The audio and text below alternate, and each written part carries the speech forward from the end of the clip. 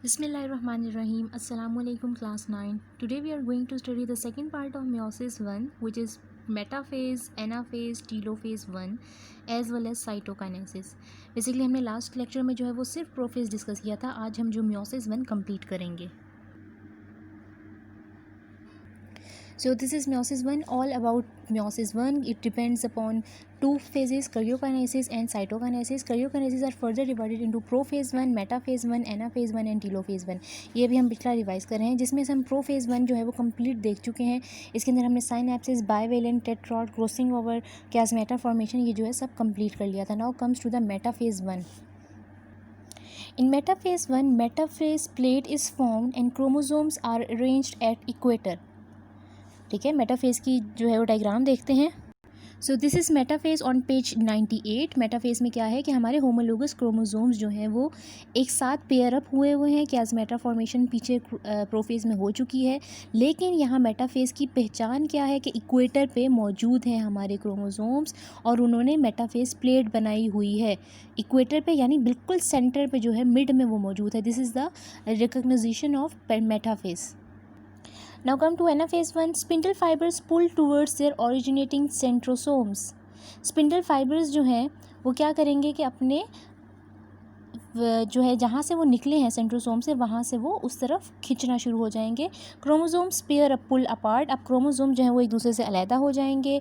One chromosome pull towards other. एक chromosome जो है दूसरे से बैक साइड या अपोजिट साइड की तरफ जो है वो अट्रैक्ट होगा. Two haploid sets are formed and each chromosome contain two sister chromatids. एक एक चीज़ जो है वो डायग्राम के जरिए देख लेते हैं.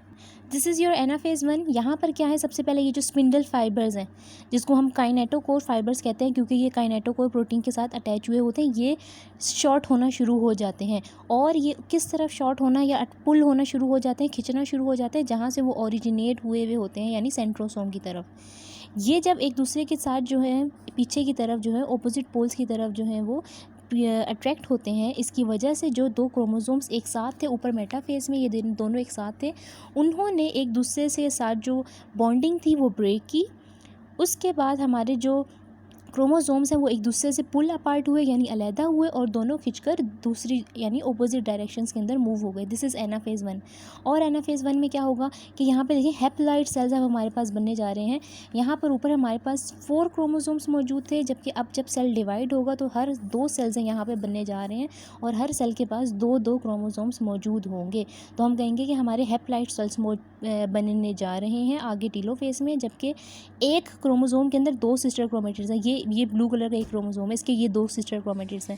This is pink chromosome. It contain 2 sister chromatids. Telophase 1. Chromosomes arrives at pole. Chromosomes अब अपने अपने पोल की तरफ यानी अपोजिट पोल की तरफ पहुंच चुके हैं. Each pole contain half number of chromosomes. ये देख लेते हैं ये क्या चीज़ है. Each chromosome contain 2 sister chromatids. This is the telophase on page 98. 8 chromosomes जो हैं आपके रिस्पेक्टिव पोल्स, ये इस पोल की तरफ और ये क्रोमोसोम दूसरे पोल की तरफ पहुंच चुके हैं. आपके पास हाफ नंबर ऑफ क्रोमोसोम्स मौजूद हैं. जब हमारा जो स्टार्ट हुआ था हमारा प्रोसेस, पूरे ऊपर डायग्राम में देखते हैं, प्रोफेज में गिनते हैं 1 2 3 4, टोटल 4 क्रोमोसोम से ये डिप्लॉइड सेल था. जब ये सारी डिवीजन हो गई, हर सेल के अंदर हैप्लॉइड नंबर है, यानी रिड्यूस्ड हो गया नंबर. पहले 4 थे आपके हर सेल के अंदर, अब 2 जो है वो नंबर ऑफ क्रोमोसोम्स हैं. और एक और बात, एक क्रोमोसोम के अंदर कितनी सिस्टर क्रोमेटिड्स हैं, 2. ठीक है, ये बेसिकली ये चीज़ें याद रखने वाली हैं. ये पॉइंट था टीलोफेज का. Spindle fibers disappear, nuclear envelope reform, nuclei reappear and chromosomes uncoil and loose thread chromatin is formed. ये तमाम के तमाम पॉइंट जो हैं वो प्रोफेज के जो हैं वो ऑपोजिट हैं. वहाँ पर स्पिंडल फाइबर्स बनना शुरू होती हैं, न्यूक्लियर एनवेलप और न्यूक्लियाई डिसअपियर हो जाता है, लेकिन यहाँ पर रीअपियरिंग शुरू हो जाती है. और क्रोमोसोम्स, वहाँ पर क्या था कि क्रोमेटिन जो है वो क्रोमोसोम्स बनते हैं कंडेंस होकर, लेकिन यहाँ पर वापस वो मोटे मोटे कंडेंस क्रोमोसोम्स अनकॉइल होते हैं, यानी वो दोबारा से खुल जाते हैं लूज थ्रेड्स में और क्रोमेटिन बन जाता है.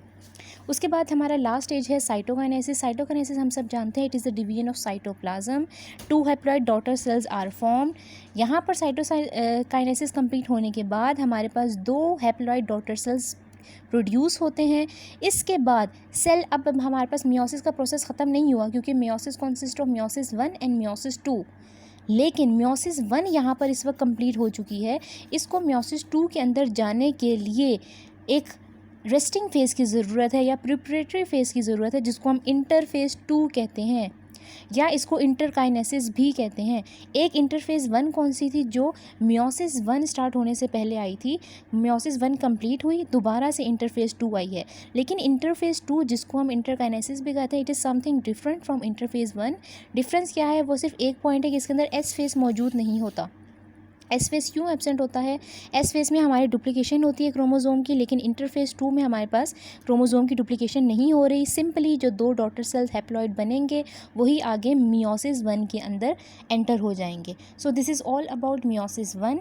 डायग्राम भी जो है वो हम देख चुके हैं। यहाँ तक हमारा लॉन्ग क्वेश्चन 6 कंप्लीट होता है। ये एक दफ़ा बुक पे भी देख लेते हैं। और long question 6 start from phases of mitosis, page 96। ये सारे का सारा आपकी हेडिंग्स आपकी मौजूद हैं। ये आपकी जो हैं बॉक्स जो हैं ये आपकी हेडिंग्स बता रहे हैं, और ये जो पॉइंट्स में लिखिएगा ज़रूर, ये पॉइंट जो हैं वो आपके बनाए गए हैं। इसके अलावा लॉन्ग 6 यहाँ से स्टार्ट हो रहा है। इसके बाद ये तमाम स्टेजेस लिखने के बाद यहाँ पर लॉन्ग 6 कंप्लीट हो गया है। चाहे तो आप हर एक हेडिंग के साथ उसकी डायग्राम बना सकते हैं। हेडिंग आपको डायग्राम अगले पेज पर आराम से मिल जाएगी, या फिर आप एंड पर ये पूरे का पूरा टेबल, लेकिन आपने स्पेसिफिक करना है इंटरफेस के बाद ही प्रोफेज़, प्रोफेज़ के बाद प्रोफेज़ 1, उसके बाद मेटाफेज़ 1, एनाफेज़ 1, टीलोफेज़ 1 तरतीब से बनाना है। या फिर अगर ऐसा नहीं कर सकते तो आपने प्रोफेज़ के नीचे उसकी डायग्राम, उसके बाद यहाँ पर मेटाफेज़ के नीचे उसकी डायग्राम, एनाफेज़ के नीचे उसकी डायग्राम, इस तरह से भी ये प्रोसेस जो है वो हो सकता है। ये जो साइड बॉक्स है ये हमने लॉन्ग नंबर 6 में नहीं लिखना। यहाँ पर लॉन्ग 6 हो गया कंप्लीट। नेक्स्ट टॉपिक के साथ इंशाल्लाह मुलाकात होगी, और ये मियोसिस 2 जो है ये इंशाल्लाह हम नेक्स्ट टॉपिक में डिस्कस करेंगे। अल्लाह हाफ़िज़।